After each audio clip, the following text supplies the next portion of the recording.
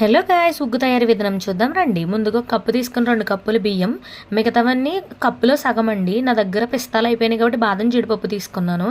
బాదం జీడిపప్పు పక్కన పెట్టేసి మిగతావన్నీ కడుక్కొని శుభ్రంగా 2 సార్లు కడుక్కోవాలండి. కడుక్కున్న వాటిని అన్నీ ఒక చిల్లుల బుట్టలో తీసుకోవాలండి. కొంచెం వాటర్ వదిలిన తర్వాత ఒక పెద్ద క్లాత్లో తీసుకొని ఒక గంట సేపు ఆరబెట్టుకోవాలి. ఇదిగోండి చూడండి, ఇక్కడ వచ్చినట్టు పొడి పొడిగా ఆరిన తర్వాత ఒక ప్లేట్లోకి తీసుకుని స్టవ్ వెలిగించుకొని ప్యాన్ పెట్టుకున్న తర్వాత అన్నీ వాటిలో వేసుకొని కొంచెం దూరగా రెడ్డిష్ కలర్లో వచ్చేదాకా వేగాలి. మనం నోట్లో పెట్టుకుంటే మెత్తగా అవ్వాలండి.